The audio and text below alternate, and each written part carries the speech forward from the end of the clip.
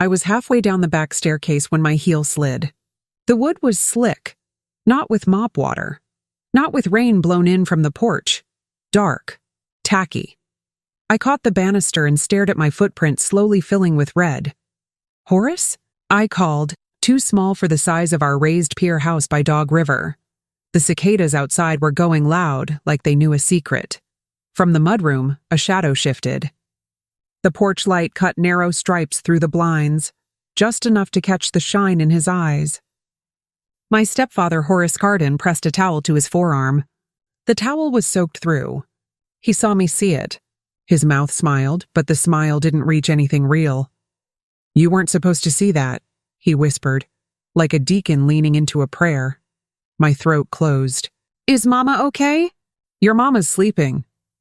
He tilted his head toward the hall like the word sleeping weighed as much as a command. "Go on back upstairs, Renee. I'll handle this." I didn't move. The old wall clock chimed 2 a.m. The blood on the treads wasn't a spill. It was a map, broken and dragging, like someone staggered and kept going. My phone was in my pocket. My finger found the voice memo without looking. I hit record and kept my face blank. "What happened?" I asked, fighting for steady. "Accident," he said. "Man came by. Stirred up mess that wasn't his. He's gone now." "Gone where?" He stepped closer. I could smell copper and aftershave. His ring, Granddaddy Carden's brass ring, caught the light. There was a thin smear on it, star-shaped in the glare. He leaned across me, flipped the stair light on, and the truth lit up with it. The red trail ran from my feet down to the mudroom and out toward the screened porch where the marsh air slips in with the tide. Behind me, a door clicked. A soft sound from Mama's room. A muffled cry. Horace's smile thinned. "Upstairs, Renee," he said, gentle as a benediction. Now, I went, because I had to. 12 steps to the landing. 7 to the top. I counted out loud in my head. 1 breath, 2. The house felt different with every tread I climbed. There would be the life before the staircase, and there would be the life after it. I wiped my heel on the rug and didn't look back. I was done pretending I didn't see. Before we go on, tell me where you're listening from, and don't forget to subscribe for more stories coming soon. By sunrise, Mobile had put on its mask. The river breeze carried salt and diesel, gulls floated like scraps of paper over the shipyard cranes, and the house pretended it had never bled. The staircase was scrubbed. The mudroom smelled of bleach so strong it stung the back of my throat. Horace stood at the stove, flipping bacon like yesterday never ended. My mother Rosalind sat at the table in a robe with sleeves too long for August, hands wrapped around a mug. The air conditioner rattled. No one mentioned sleep. "Morning, baby," Mama said, voice hoarse. "You want eggs?" "Sure." I took the chair across from her. In the bright kitchen light, I caught it, a shadow under one eye. Not purple yet, not yellow, just that early bloom of something that would explain itself by evening. She moved the mug higher, sleeve slipping back, and fixed it before I saw more. Horace set a plate in front of me like a host at a church brunch. "Had a little accident last night at the lot," he said easily. "Cut my arm on a crank handle. Bled like a stuck hog." He laughed at his own story. The laugh landed dull. I looked at the white bandage peeking from under his fresh polo. Clean wrap. No clinic tape. "You get a tetanus shot?" "Didn't need one." He slid the paper to me, a folded Mobile register. The headline on top had nothing to do with blood or docks or midnight. City Council debates port expansion. Horace tapped another story. Church raises funds for youth choir trip. The photo showed him shaking Rever Otis's hand, both smiling big. "See that?" he said. "God is good." "Mm-hmm." My phone buzzed face down on the table. A blocked number. I ignored it. Horace poured orange juice with that same easy rhythm a man uses when he's already decided how the day will go. I smiled back, small and practiced, and decided my day would go different. By mid-morning, the air outside felt heavy enough to chew. I drove to the trucking lot off Duval Street where Horace kept his fleet, 12 rigs lined up like soldiers in the sun. each with his name, Carden Freight and Storage stenciled in proud white letters. Horace's son, Junior Carden, was hosing down one of the trucks, earbuds in, moving lazy. I parked and waved. He jumped like I'd caught him stealing. "Hey, Renee," he said, forcing a grin. "Dad didn't tell me you were stopping by." He probably didn't know. I squinted at the ground. The water from his hose ran pink for half a second before clearing. "What's that from?" "Degreaser," he said too fast. "Stuff eats rust right off." I walked toward the Tahoe, the same one Horace drove every day. The rear hatch was open, but there was no rubber floor mat inside, just the faint shape where it used to lie and a single dried streak along the edge of the tailgate. "Where's the mat?" I asked. Junior frowned, shoulders tight. Dad said it cracked. "Threw it out." "Threw it out where?" "Dumpster behind the warehouse, I guess." The lie was clumsy. Even he knew it. I pulled my phone, pretending to check a text, but instead snapped 2 quick photos. The streak, the bare metal floor. He saw. "Look, Renee, you shouldn't what?" "Poke around. Dad's in a bad mood lately. Some drivers quit, money's tight. You don't want to stir things." I smiled politely. "You're right, Junior. I just wanted to say hi." As I turned to leave, the wind off the river shifted. Beneath the hot tang of diesel, I caught another smell. Faint, but familiar. Bleach. And something beneath it trying hard to hide. That evening, the house pretended to be normal again. Mama fried chicken, Horace laughed too loud, and gospel played low from the kitchen radio. From the outside, we looked like peace. But peace doesn't smell like bleach and lie in silence after every laugh. Junior sat across from me at the table, picking through his plate like the chicken bones had secrets. "Dad said we might take a trip down to Pensacola next week," he said, voice too bright. "Company meeting thing." Horace nodded without looking up. "Just business." Mama smiled, that tight kind of smile that holds its breath. "You should go, Renee. Fresh air might help you rest." I set my fork down. "I'll stay close for now." "Work's busy." Horace glanced up, eyes narrowing, polite but sharp. "Busy with what?" "You part-time now?" "Still full-time. ER's been short-staffed." He leaned back. "So short you got time to drive around my lot this morning?" The air stopped. Mama froze mid-pour with the tea pitcher. Junior's knee bounced under the table. I held his stare. "You own the only trucking yard in town with your name painted on every gate." "Wasn't exactly hiding," he smiled, small, no teeth. "Curiosity gets folks hurt sometimes." "Then it's a good thing I'm careful," I said softly. Mama reached across the table, voice trembling. "Let's not fuss tonight, please." Horace pushed back his chair. "Ain't fussin'. Just saying, Renee needs to learn boundaries." He stood, gathered his plate, and walked out, the screen door slamming behind him. When I looked back at Mama, she wouldn't meet my eyes. She just whispered, "Don't go looking for trouble, baby. It finds you easy enough." Trouble, I thought, had already found me. It was eating dinner at our table. The next morning at the ER, the fluorescent lights felt harsher than usual. I'd barely slept. Every sound, every gurney wheel, every monitor beep, echoed like footsteps behind me. When the lunch bell rang, I found my friend Zadie in the break room, her scrubs wrinkled, her curls tied back tight. "You look like death warmed over," she said, sliding me a coffee. "What's wrong?" "Don't lie." I hesitated, watching steam twist up from the cup. "You ever seen a transfer pattern?" Her brow furrowed. "On what?" I showed her the photo on my phone, the one from the Tahoe's tailgate, a faint streak across metal. She leaned closer, professional instincts kicking in. "That's not a drip," she said flatly. "That's a wipe. Someone tried to clean blood with something smooth, like a mat edge or cloth." I filed the word away. Transfer. It would matter later, if anyone ever listened. My stomach turned. "I knew it." Zadie looked at me hard. "Renee, please tell me this isn't what I think." I didn't answer. She sighed, rubbing her temples. "If something happened at that house, tell somebody before it eats you alive." "I can't. Not yet." "I need proof." "Proof of what?" "Of who he really is." Her eyes softened, but her voice stayed sharp. You think I don't know that look? You grew up quiet, but I remember the way you flinched when his name got too close. That man scares you. I nodded once. Then don't play detective alone, she said. If you see blood again, don't call me. Call the cops. I slipped the phone back into my pocket. I'll keep that in mind. But the truth was, I already knew I wouldn't. I needed to see how deep the rot went, because once I called the cops, there'd be no going back. That night, thunder rolled low over Mobile Bay, rattling the windows of our creaking old house.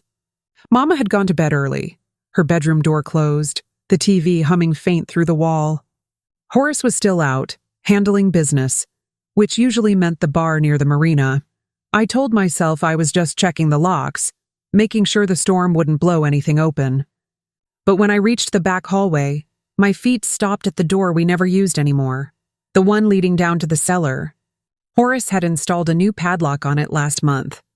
Said raccoons kept getting in, only raccoons don't need steel bolts. The air down there always smelled like damp earth and motor oil, but tonight it was sharper. Something metallic threaded through, something that made my throat ache. I leaned close. From the crack beneath the door came a faint hum, like a generator running or maybe a freezer. My hands shook as I reached for the handle. Locked, of course. Behind me, lightning flashed through the kitchen window, bright enough to reflect a silhouette against the wall, my own, frozen mid-breath. I crouched, pressing my ear to the wood. Nothing but that steady hum, steady as a heartbeat. Then, thump, a low, heavy sound from below, like something shifting. I stumbled back, pulse hammering. When I turned, Junior stood at the edge of the hall watching. His eyes were wide, his face pale. You don't want to open that, he said quietly. Why not? He swallowed hard. Because last time somebody did, Dad said he'd make sure it stayed shut for good. The thunder cracked again, shaking the floorboards. And in that flash of white light, I realized whatever was behind that door was alive. The next afternoon, the storm finally broke. The air was damp, the yard soft and silent except for the slow drip of rain from the porch roof. Horace had left for work, or so he claimed, and Mama was lying down with one of her headaches. I decided I couldn't ignore the cellar any longer. I slipped the spare key ring from the junk drawer and crept toward the back hall. My pulse ticked like a clock. When I reached the padlock, I tried each key in turn. 1, 2, 3, until the third clicked open. The hinges groaned as I eased the door just wide enough to breathe in the air below. It was cold, sharp, and smelled faintly of copper. I flicked on my phone flashlight. The beam cut down into darkness, catching the edge of the concrete stairs. Each step looked wet. I reached out and ran my fingers along the wall, slick. When I brought my hand to the light, there was a thin smear of red. My stomach twisted. Blood. Not old. Either it was still tacky, like it had dried only hours ago. From somewhere below, a faint scraping sound rose, slow, deliberate, like something dragging across the floor. I froze. The sound stopped. Then a voice floated up from the dark. Low, hoarse, familiar. Renee? I stumbled backward, the phone slipping from my fingers. It clattered against the wood, light spinning wild patterns across the walls.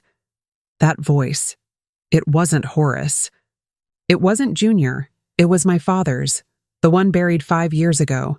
And for a heartbeat, I swore I saw the shadow of his boots at the bottom step.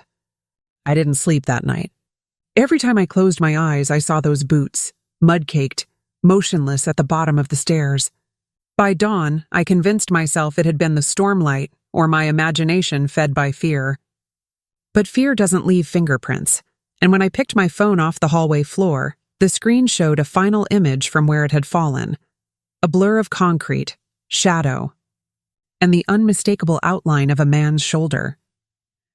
By breakfast, Horace was back. His clothes were damp, his boots freshly scrubbed.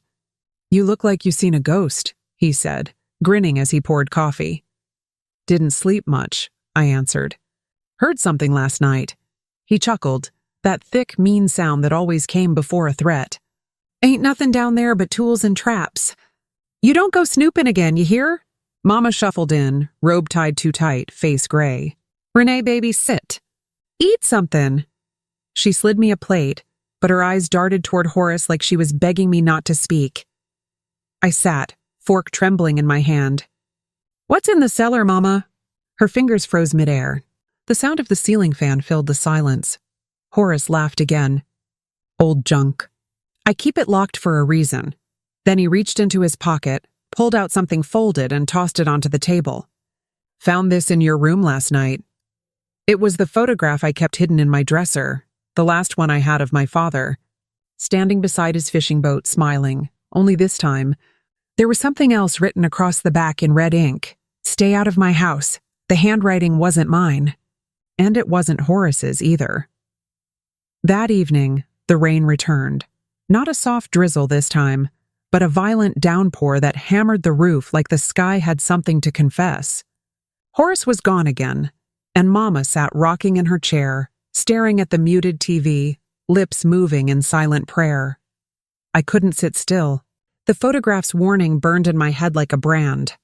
Stay out of my house. Not our house. His. When thunder cracked, shaking the windows, I took it as my chance. I went to the office where Horace kept his paperwork. The old roll-top desk smelled like cigar smoke and old whiskey. I rifled through drawers expecting bills, shipping manifests, receipts, until I found a small black cassette tucked beneath a stack of invoices.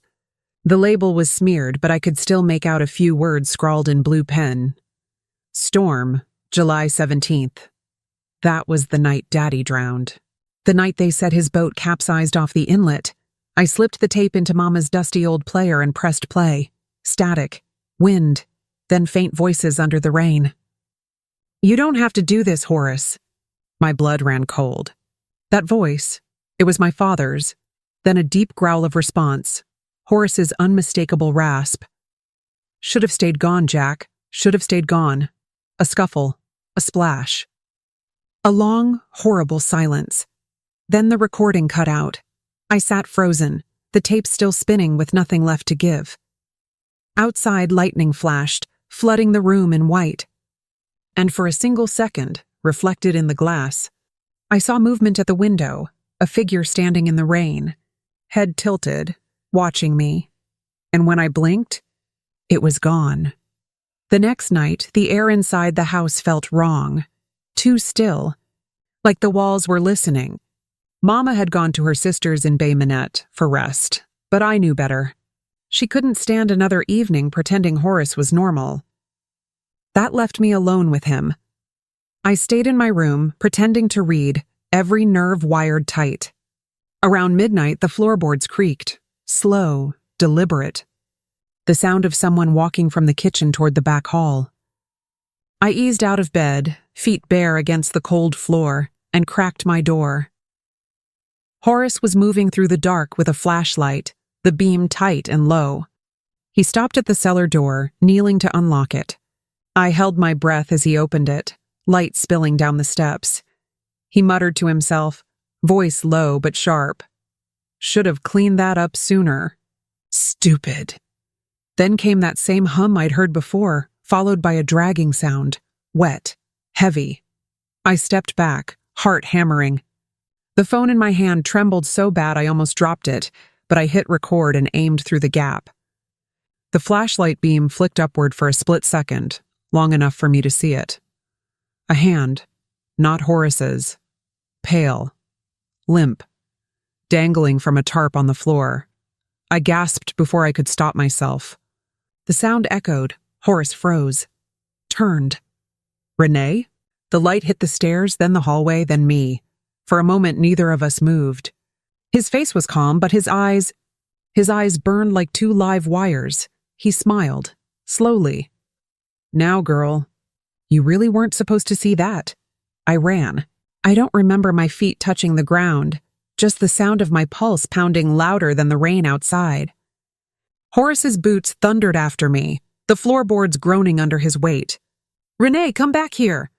he roared, voice breaking into something almost inhuman. I ducked into the kitchen and grabbed the first thing I could find, a rusted frying pan. He appeared in the doorway, flashlight cutting through the dark like a blade. His shadow loomed enormous across the wall. "You think you're smarter than me?" he sneered, breath thick with whiskey. "You think you know what that was?" I backed away, heart stuttering. "I saw enough." He laughed, a cruel hollow sound. "You saw nothing. You don't know what your daddy really was. You don't know what he did to this family." The way he said it made my skin crawl. "My daddy built this house," I spat. "You just poisoned it." His face twitched. Then, in one sudden movement, he lunged. I swung the pan, catching him across the temple. He staggered backward, cursing, knocking into the cellar door. It swung open behind him, stairs yawning into black. Lightning flashed. For a split second, I saw the tarp at the bottom of the steps, blood pooling around it, glistening red. Horace slipped. His foot caught on the top step.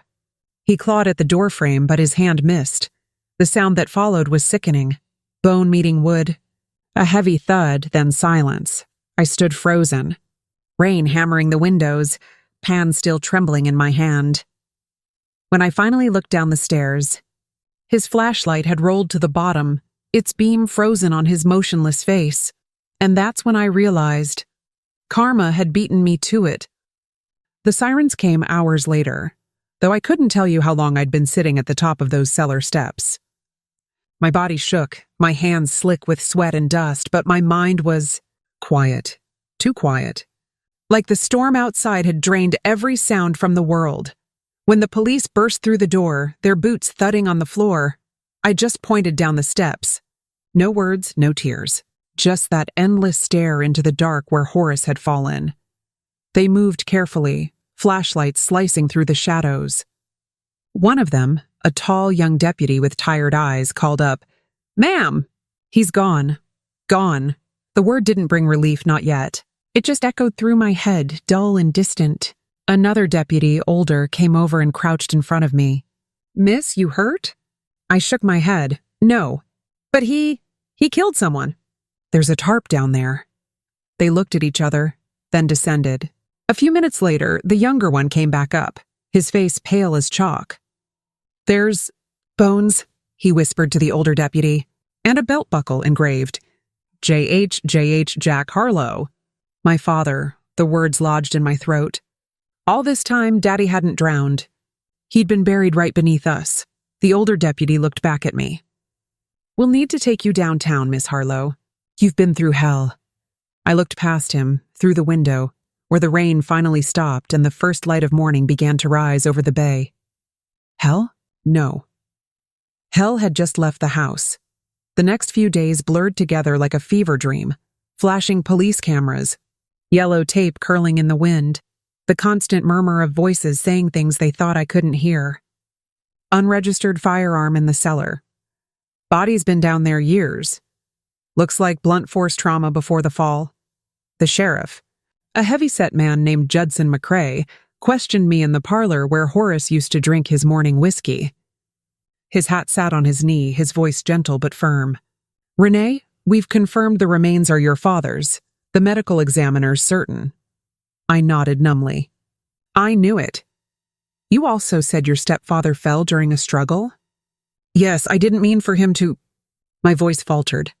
"He slipped." Sheriff McCrae sighed, studying me. "There's no charges, Miss Harlow. Looks like an accident. Or divine justice, depending on who you ask." He leaned forward. "But we found something else you should know about." He handed me a small plastic bag. Inside was a folded note smeared with dirt. Horace's handwriting. "She'll find out one day. When she does, I'll finish what I started." My stomach twisted. "He planned to kill me too." Sheriff McCrae looked away. "Seems that way. We also found evidence your father's boat didn't just capsize. Horace sabotaged it. For a long moment, I couldn't breathe. The walls of that house, the same ones that had sheltered my childhood, now felt like a tomb of secrets. When Sheriff McCrae finally left, I sat alone, listening to the floorboards creak as if the house itself were exhaling after years of holding its breath. Daddy's spirit wasn't trapped here anymore. Horace's was. And I could feel him watching. I couldn't bring myself to leave the house. Everyone told me I should sell it, burn it, tear it down if I had to.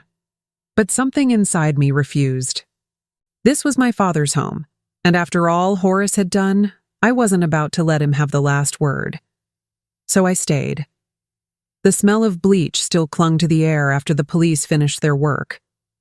The cellar door was boarded up now, but at night, I swore I could still hear faint creaks from below, like footsteps pacing in regret.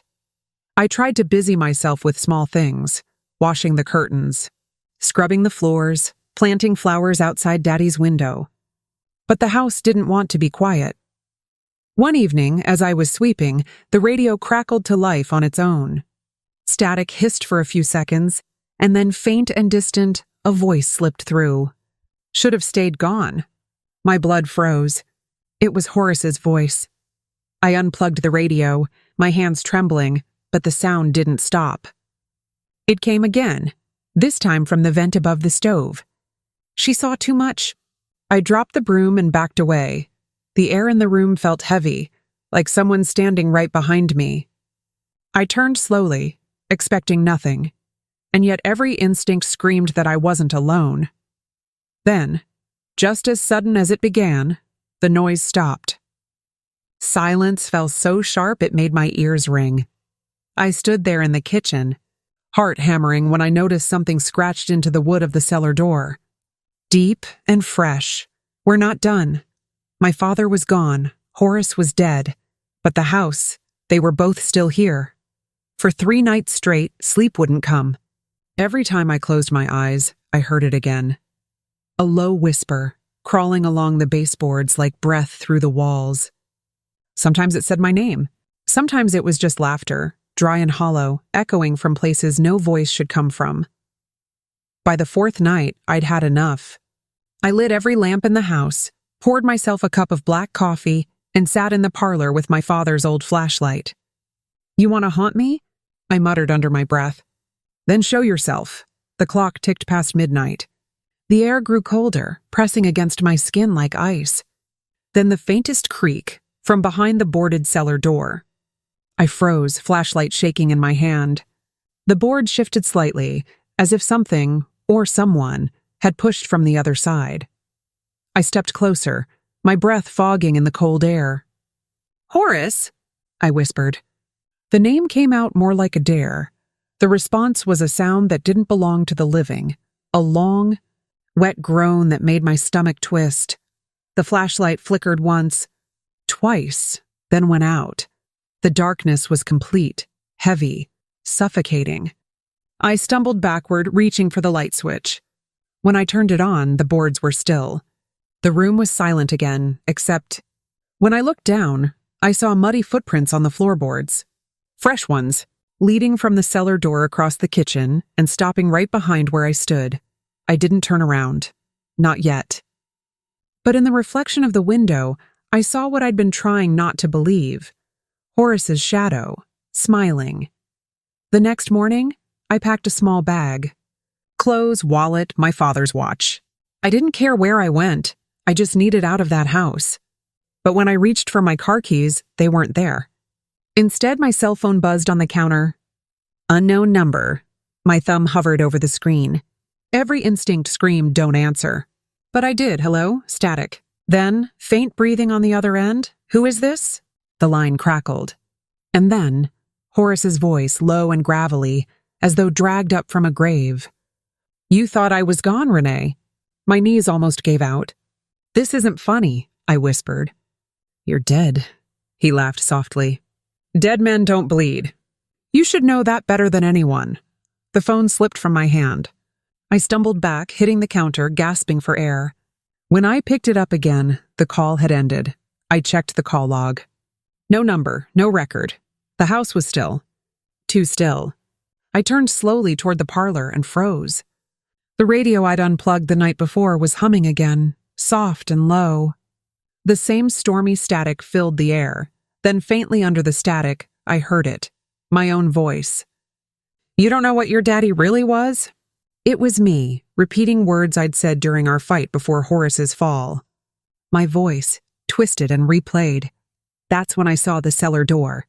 One of the nails from the board had come loose, the wood shifting slightly open, and from that sliver of darkness beneath, a single drop of blood hit the floor. By morning, I convinced myself it was exhaustion, hallucinations from too little sleep and too many memories.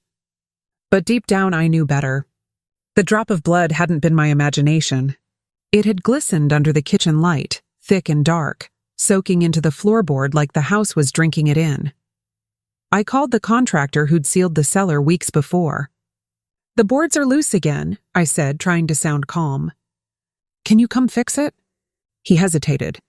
"Ma'am, I told you last time, those boards weren't loose when I left. Are you sure someone isn't breaking in?" I swallowed hard. "There's no one here."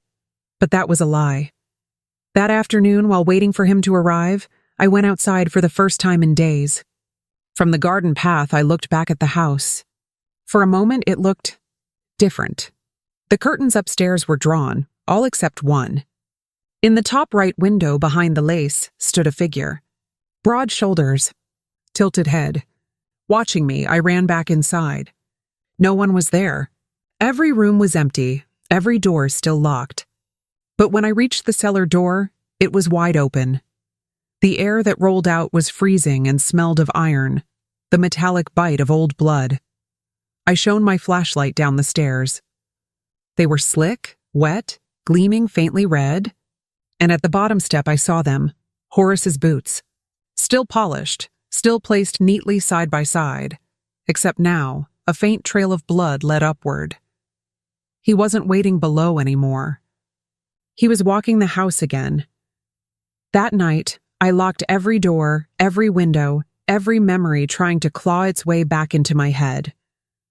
But the house had other plans. Around midnight, I woke to the sound of footsteps, slow, heavy, deliberate, coming from upstairs. At first, I thought it might be the wind shifting the beams. But the rhythm was too human. Step, pause, like someone pacing the length of the hallway, waiting for something. I grabbed the flashlight from my nightstand and crept into the hallway. The air was colder there, sharp against my skin. The footsteps stopped the moment I stepped onto the first stair. "Who's up there?" I called, trying to sound braver than I felt. Silence.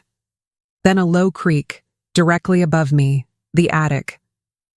I climbed the stairs one by one, my pulse matching the rhythm of my breath. The attic door was cracked open just enough to let out a faint draft. I pushed it slowly, and the hinges groaned in protest. Inside, dust floated through the moonlight. Old boxes, broken furniture, and the smell of cedar filled the room. Everything was still, then something shifted. A small shape in the far corner, a rocking chair, began to move on its own. Back and forth. Back and forth, a low hum followed, like someone singing through clenched teeth. I aimed the flashlight toward the sound, and froze. On the chair was Horace's coat. Blood had soaked through the collar, dark and dried. But the sleeves moved as though someone invisible sat inside. And from the empty chair, Horace's voice whispered, "You weren't supposed to see that night. Renee!" I ran from the attic, heart pounding so hard I thought my ribs might split. When I reached the bottom of the stairs, the air in the house felt wrong, like it was breathing with me, waiting for my next move. I needed proof. Something tangible that would tell me whether I was losing my mind or living in a nightmare. That's when I remembered the old tape recorder. My father used it for interviews back when he worked at the courthouse. It was still in his desk, tucked beneath yellowed papers and an old photo of us fishing at Tensaw River. I placed it on the dining table and hit record. My voice shook. "If anyone ever finds this, there's something inside this house. It's not just my grief. It's him." The power flickered, plunging the room into brief, heavy darkness before snapping back to a dim glow. I left the recorder running and went to the kitchen for water, forcing myself not to look toward the cellar door. When I came back, the tape was still spinning. But there was sound now, faint at first, then clearer, static, then breathing. Then a man's voice. "You don't deserve to be here, Renee. You took what was mine." I froze. The voice wasn't mine. It wasn't my father's. It was Horace. He was whispering things only he could have known. What I'd said at the funeral. What I'd hidden in the garden after his death. Even the fear I felt walking through the house. The tape clicked off on its own. When I pressed play again, there was a new sound at the end.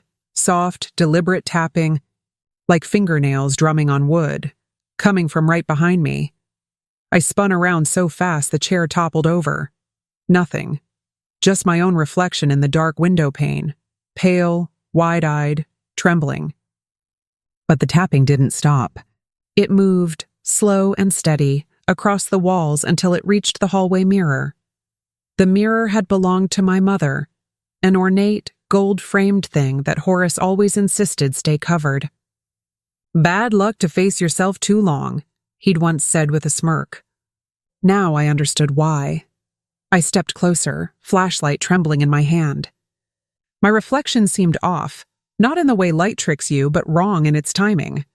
When I raised my arm, the reflection was half a second too late. When I blinked, she didn't. Then across the fogged surface, letters began to form, drawn by an unseen hand, one slow stroke at a time. I saw him. My chest tightened. "Saw who?" I whispered. The next word appeared immediately. "Your father," I stumbled back. "What do you mean?" "My father's dead." The glass rattled, the reflection now twisting into something grim. My face, but older, hollow-eyed and smiling. More letters scratched across the surface. He never left. I dropped the flashlight. It rolled under the console table, the beam spinning wildly across the hallway walls. When I bent to grab it, I saw them, footprints. Small ones, bare, leading toward the cellar, and in the glass above me. The reflection leaned close to whisper a final word I didn't hear out loud, only inside my head. "Go down." My hand shook as I reached for the cellar key. Some part of me knew that once I turned it, there'd be no turning back. The key felt heavier than it should have, ice cold, like it had been waiting for my touch. My fingers trembled as I slid it into the lock. The moment it clicked open, the house exhaled, a deep, slow breath that sent the curtains swaying and the lights flickering. I pulled the door open. The smell hit me first, damp earth, rot, and something metallic underneath. Blood. The air was thick, hard to breathe. The beam of my flashlight cut through the darkness, trembling as it swept across the stairs. The floorboards creaked under my weight as I descended, one step at a time. Each creak echoed louder than the last. Halfway down, I froze. Someone whispered my name, low, drawn out, close enough that I felt it brush my ear. "Renee?"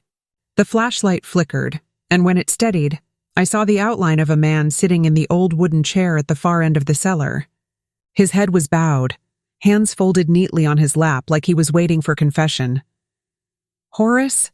I breathed. He didn't move. I took a step closer. The light trembled across his face, gray, lifeless skin, eyes half open. Blood crusted at the corner of his mouth, except his lips twitched. "You shouldn't have come back," he rasped. I stumbled backward, the flashlight clattering to the floor. The shadows around him stretched, long and thin, reaching up the walls like black vines. When I grabbed the light again and shined it toward the chair, it was empty. But on the dirt floor below, in that same deep red, was a fresh message written in a shaking hand. "Run while you can." I bolted up the stairs, nearly tripping on the last step as I slammed the cellar door shut behind me. My chest burned with every breath. I turned the lock, then backed away, keeping my eyes fixed on that door, waiting for something, anything to pound from the other side. Nothing came. Just silence. Heavy, unnatural silence. Then I saw it. A faint smear on the floorboards near my feet. Blood. Fresh. I followed the trail across the kitchen. It wasn't dripping from me. It was leading away from the cellar, winding through the house like a map drawn in crimson. Each step I took made the boards groan beneath me, echoing in the still air. The trail led toward the living room, to the old piano that hadn't been played since Mama stopped playing.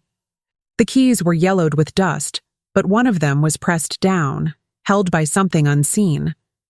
Then, slowly, another key sank beside it. A single soft note filled the room, faint, trembling. Then another, and another. The melody was familiar. My father's favorite hymn. The same one he'd played on the night Horace found him collapsed in the yard. I froze, every hair on my neck standing. "Stop," I whispered. "Please stop." But the music continued, building until it filled every corner of the house, vibrating through the walls like a heartbeat. Then, abruptly, it stopped. The piano lid creaked open by itself. Inside the piano, resting atop the strings, was a ring, my mother's. The one she never took off until Horace told her she'd lost it at the market years ago. He'd lied, just like always. Carved into the wood beneath it, in jagged letters that hadn't been there before, were the words, "He lied about everything." I stared at the piano until my knees gave out. My mother's ring, the one she never took off, not even in her sleep, until the day Horace told her she'd lost it at the market. He'd hidden it. He'd lied like always, and the cut in the soundboard said the quiet part out loud. He lied about everything. I forced myself up and went to my father's old study. If Horace lied about Mama's ring, and about everything else, there had to be something he couldn't destroy. The desk drawers were mostly empty, except for a cracked leather ledger buried under loose papers. It smelled of smoke and dust. The handwriting wasn't my father's, it was Horace's. I flipped it open. At first, it looked like business expenses. Names, numbers, property transfers. But then the words started to twist into something darker. Carden, paid in full. Removal complete. R. Harlow, silenced, failed. J. Harlow, final payment pending. My hands shook. My father's name was listed like a transaction, like a job. Horace hadn't just married my mother for love. He'd been part of something else entirely. In the back of the ledger, a single page was torn out, leaving jagged remnants that spelled the start of a sentence. If she finds out. Before I could piece it together, a thud shook the ceiling above me, then another. Slow, deliberate footsteps, pacing directly over the study. The air grew colder, every breath frosting before my lips. And then I heard it, the creak of the upstairs hallway floorboard, the one that always groaned under Horace's weight. He was back, walking the same path he used to take before he'd come down the stairs to kill my father. I gripped the ledger to my chest, the old leather squeaking in my trembling hands. The footsteps above me grew heavier, slower, like whoever was up there wanted me to know they weren't in any hurry. The floorboards groaned under deliberate weight. 1, 2, pause. Then again. I turned off the desk lamp, plunging the study into near darkness, and crept toward the stairs. My flashlight beam quivered as it swept up the narrow steps. Every instinct screamed at me to run, but I couldn't. I had to know what was waiting up there. At the top landing, I saw it. The door to my old bedroom was half open, moving slightly with the draft. A faint glow seeped from inside, flickering, unnatural, almost like candlelight. I pushed it open an inch at a time. The air smelled faintly of smoke and something sour. On the vanity, a single candle burned down to a puddle of wax. And beside it lay something that made my throat close, a photograph of my parents' wedding day, the same one that used to hang in the hallway. Only now someone had taken a knife and carved through my mother's face, cutting her eyes clean out of the frame. From the shadows, a low voice drifted. "You shouldn't have looked, Renee." The candlelight flickered, and for an instant, I saw him reflected in the mirror behind me. Horace, or what was left of him. His skin gray and torn, his head tilted at an impossible angle, eyes burning like coals. I spun around. The room was empty, but the carved photograph was gone, and on the wall where it had hung, fresh letters were gouged deep into the plaster. Downstairs, now. I backed away from the wall, my pulse pounding in my ears. The gouged words, downstairs, now, dripped faintly, like the wall itself was bleeding.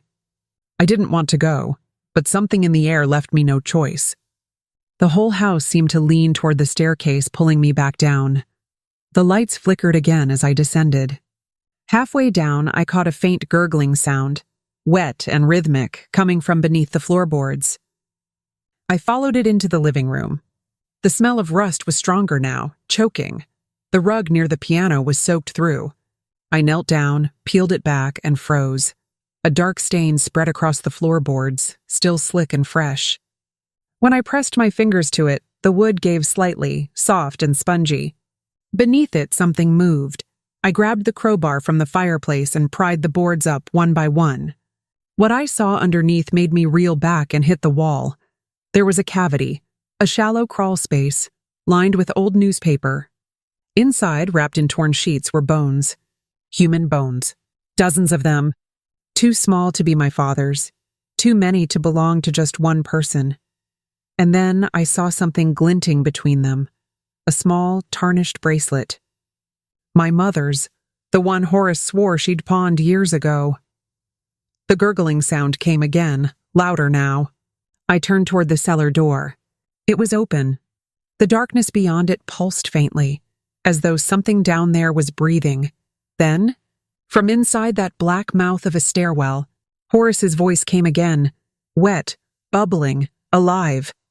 Now you know. Renee! You always had to dig too deep. And the floorboards beneath me began to shake. The walls began to shudder like something alive. Pictures rattled, the chandelier swung, and the piano behind me slammed its lid shut with a thunderous crack. The whole house groaned, as if it was finally waking up after years of pretending to sleep. I clutched the crowbar tighter, backing toward the stairs, but the air itself fought me, thick, vibrating, filled with a low hum that crawled inside my skull. Then, from the cellar, came the sound of someone climbing, slow, heavy, dragging footsteps against the wooden stairs. I aimed the flashlight toward the open door. The beam barely cut through the darkness. A hand appeared first, gray, slick, nails blackened, clutching the edge of the doorway. Then a head rose behind it. Horace. His neck bent at the same impossible angle from the night he fell. His eyes rolled white and blood leaked from his mouth thick as tar. "Why'd you have to dig?" he gurgled. "We could have stayed quiet," I screamed and swung the crowbar. It passed straight through him, hitting the wall with a hollow clang. He didn't flinch, just grinned, his teeth red, his voice warping like two people speaking at once. "Your mother begged me to stop." The walls started to ooze, thick streams of blood seeping from between the boards, running down toward the floor. The house was bleeding with him. I stumbled back, slipping on the slick wood. Horace stepped closer, reaching out one trembling hand. "You're next." Renee. But before he could touch me, the house roared. Every door, every window slamming shut at once, and the floor beneath him cracked open. He looked down, and then the house swallowed him whole. When the floor split open beneath Horace, the sound was deafening, like thunder cracking inside my chest. He fell backward, his scream echoing as the board swallowed him up. Then the gap sealed itself, the wood knitting together until there was no trace of what had just happened. Silence. For a long moment, I just sat there shaking, covered in sweat and splinters, staring at the spot where he'd vanished. The air was still thick with the stench of iron and decay, but the house had gone still.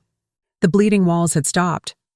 The lights, once flickering, now glowed steady and soft. I crawled toward the fireplace, my breathing ragged. On the mantel, my mother's photo sat upright, unbroken, untouched. I hadn't seen it since the night Horace accidentally knocked it down years ago. Something in my chest cracked open. Grief, relief, terror all at once. I whispered, "Mama, Daddy, it's over." But even as I said it, I knew it wasn't. The house was listening. I turned to grab the ledger from the floor, only to find it gone. In its place, a fresh page lay folded neatly where it had fallen. My name was written on it in red ink, debt settled. Balance paid. The fireplace roared to life behind me, flames licking high, hot and blue. I stepped back, shielding my face.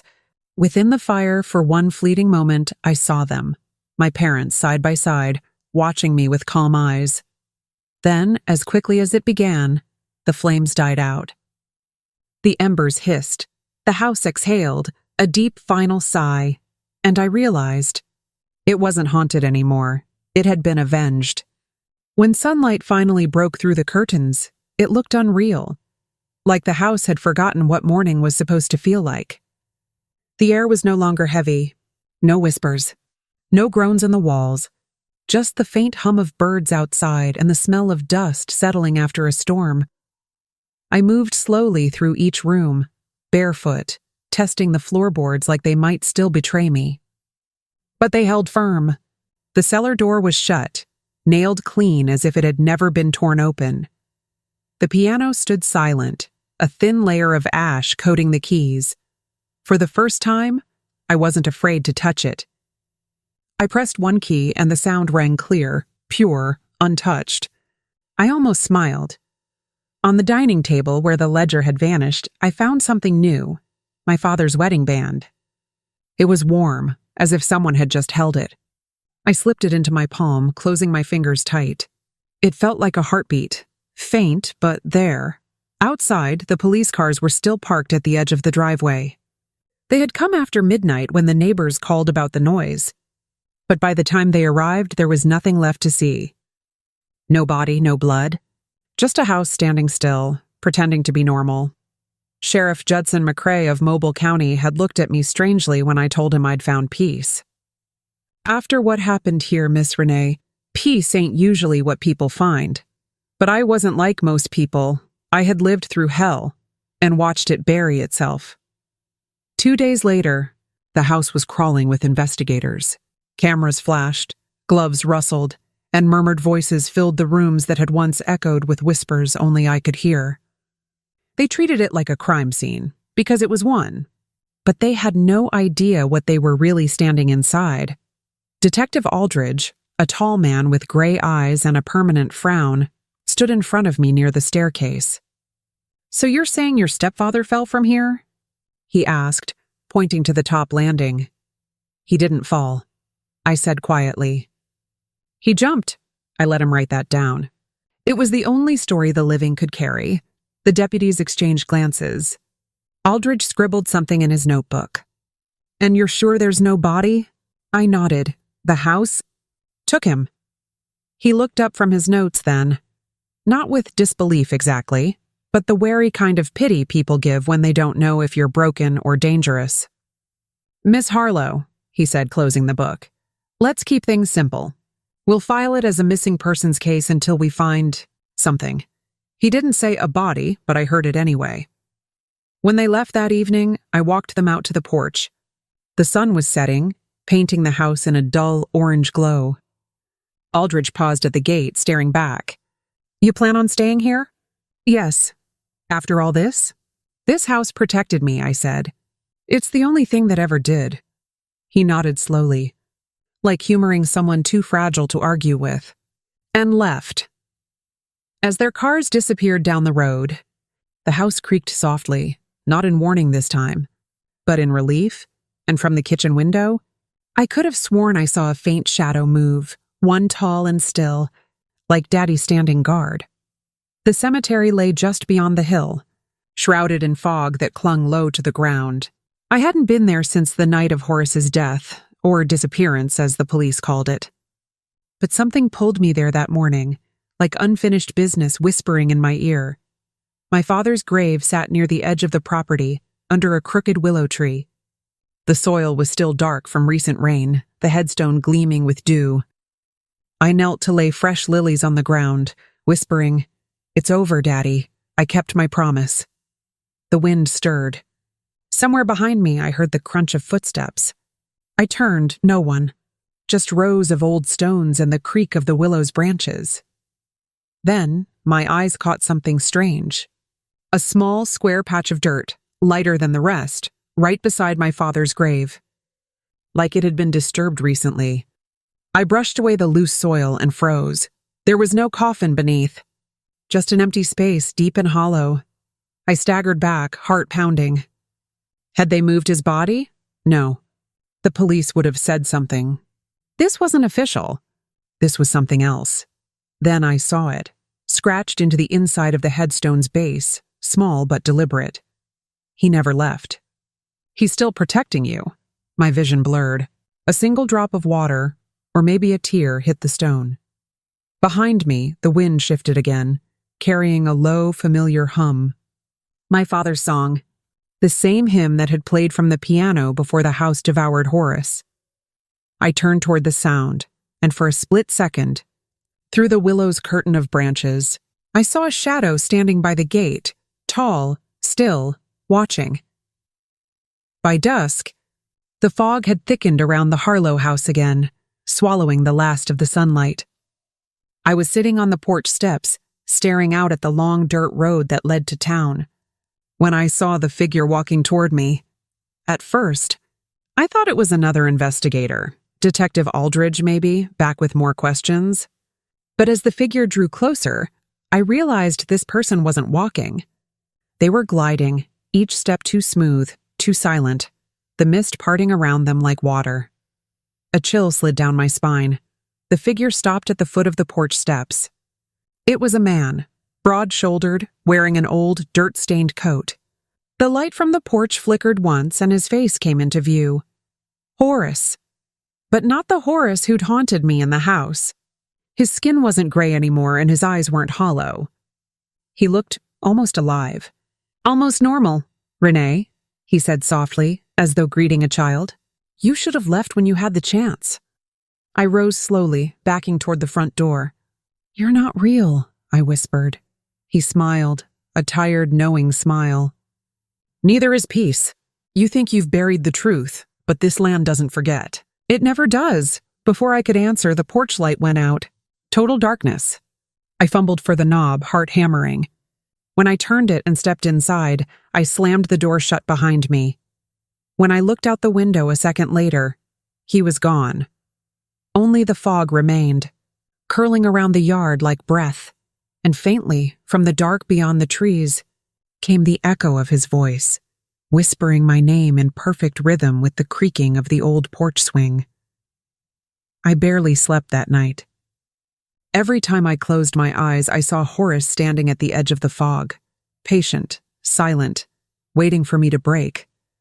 But morning came again, stubborn and bright, as if daring the darkness to try once more.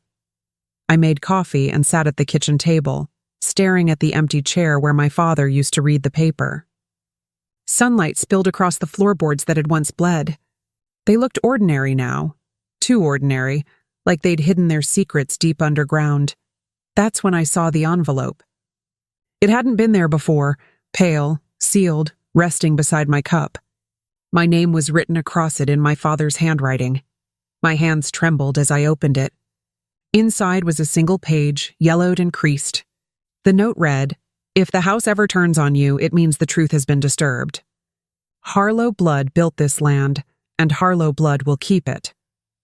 Beneath the letter was an old brass key, not to the cellar, but to a door I hadn't seen since I was a child, the root cellar buried behind the garden, long sealed with stone. The air shifted, cool and earthy. I felt it before I heard it, the faint hum again, my father's song, rising from the ground outside. I stepped out into the yard.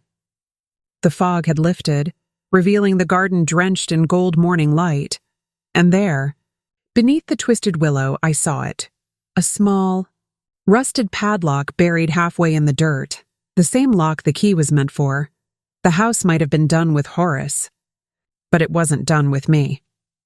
I followed the song, that low, mournful hum that rose through the soil like breath through a grave. The morning sun was sharp on my skin, but the air around the willow was cold, unnaturally cold. I knelt down, brushing away years of dirt and dead leaves until my fingers struck something solid, the outline of an old wooden hatch, bound by rusted hinges and that same padlock from my childhood memories. I hesitated. Every part of me wanted to turn back, to pretend I hadn't found it. But the key burned warm in my palm, pulsing like a heartbeat. It wanted to be used. When the lock snapped open, a gust of air burst upward, stale, damp, ancient. The smell of iron and wet earth filled my lungs. I lifted the hatch, and a narrow stairway descended into darkness. Each step groaned as I went down, flashlight trembling in my hand. The walls were stone, slick with moisture, carved with strange symbols, spirals, eyes, and words I couldn't read. At the bottom, I found something that stopped me cold. A small wooden table covered in dust. On it sat 3 things: my father's old lighter, my mother's rosary, and a framed photograph of me as a child. The air shimmered, and I heard my father's voice, not distant this time, but close, right behind me. "You shouldn't have come alone, Renee." I turned, heart pounding. The beam of light caught movement, a shadow pressed against the wall, shaped like a man, but with no body to cast it. It leaned toward me, whispering in my ear, "Now you know what Horace found down here." And behind the whisper came another voice, my mother's. "Don't let it out." The flashlight flickered again, and I saw it, the shape on the wall shifting, stretching, taking form. It wasn't just a shadow. It was alive. It pulsed faintly, as though breathing in rhythm with mine. My knees went weak. The cellar walls seemed to close in, the symbols along the stone glowing faintly red. "Horace came down here," my mother's voice whispered, echoing from nowhere and everywhere at once. "He found what your father was trying to bury." I swallowed hard, whispering, "What did he find?" The air rippled, and then the room changed. The walls dissolved into memory. I saw Horace, younger, sweating as he dug through the dirt with a shovel. My father stood behind him shouting, "Stop! You don't know what you're doing!" But Horace just laughed, a wild, greedy sound. He struck something buried deep, a black chest covered in strange carvings, sealed with wax. My father lunged to stop him, but Horace pried it open anyway. The moment he did, everything in the vision erupted in light, not holy light, but something red and alive, twisting, writhing like smoke with a pulse. It poured into Horace's mouth, his eyes, his skin, sinking into him. Then the cellar went dark again. I was back in the present, heart racing, air sharp in my lungs. The shadow still lingered on the wall. No longer my father's, no longer Horace's. Something older, watching. And then softly the whisper came again, curling around me like smoke. "He didn't bring the evil here. Renee, you were born from it." I dropped the flashlight, because carved into the dirt floor, glowing faintly beneath my feet, was my own name. The cellar trembled faintly beneath my feet, as though something deep inside the earth had stirred. My breath came in sharp bursts, the air around me electric. My name glowed brighter in the dirt, pulsing like a warning, or a heartbeat. Then, the shadows shifted again, and the voice returned. This time it wasn't my father or mother. It was me. "You've always known," it said, echoing through the chamber. "That's why Horace feared you. That's why your father hid the truth." The walls began to weep, thin streams of red trickling between the stones, whispering as they ran. The words in the carvings twisted, rearranging themselves into something I could finally read. "The blood keeps the house." I stumbled back, clutching my head as images flooded in, flashes of my childhood, moments I'd forgotten or forced away. The animals that died near the property. The way plants thrived only near the old well. The way my father's eyes darkened when I asked about the cellar. Horace hadn't brought the evil here. He had found it, and the Harlows had been feeding it for generations, binding it beneath the house with blood and secrets. My father's voice whispered, faint now, fading. We thought we could contain it, until Horace broke the seal. And then the shadow lunged, the form on the wall breaking free, the air collapsing inward. I fell to my knees, covering my face as the entire cellar screamed, every board, every stone vibrating with centuries of trapped anguish. When it finally went silent, I was alone again. The carvings had gone dark, but my name was still there, glowing faintly, waiting for me to finish what my family started. The cellar was breathing again, slow, deep, and steady, like a beast stirring from centuries of sleep. My name still glowed faintly in the dirt, and for the first time I understood what it meant. The curse didn't just belong to my family. It demanded one, a keeper, a sacrifice. The voice, no longer distinct but layered, ancient, spoke from all around me. "Seal it again, Renee. The blood of the house must feed the house." I pressed my palms against the earth. It was warm, alive. "No," I whispered. "It ends here," but the voice grew louder, angrier. "You cannot destroy what made you. You are of it." The ground cracked, veins of red light bursting through the dirt, spreading toward my feet. I stumbled back, clutching my father's lighter from the table. Its flame flickered weakly in the heavy air, but I knew what I had to do. The old wooden beams above me dripped with oil and mold, decades of rot. I struck the lighter once, twice. The flame caught. The cellar roared, a deep, furious wail as fire raced along the walls, devouring the carvings, swallowing the darkness that had lived there for generations. Through the smoke, I saw them. My mother. My father, standing in the corner, faces soft with peace. My father mouthed the words, "Thank you." I smiled through tears. "Goodbye." As I climbed the stairs, the floor beneath me splintered, the fire chasing my heels. The moment I burst through the door, the whole house exhaled one final deafening sound, half scream, half sigh, before collapsing in on itself. The Harlow curse had finally burned itself out. When the fire died, there was nothing left but smoke and silence. The Harlow house, once towering over the bay like a secret too proud to hide, was now a blackened skeleton of beams and ash. I stood in the yard barefoot, the morning breeze carrying the last of its whispers away. The firefighters said it burned too hot, too fast, like something inside wanted to be destroyed. They found no trace of Horace, not even a bone. Just melted glass, warped metal, and in the middle of it all, one thing untouched, the photograph of my parents on their wedding day. I took it in my hands.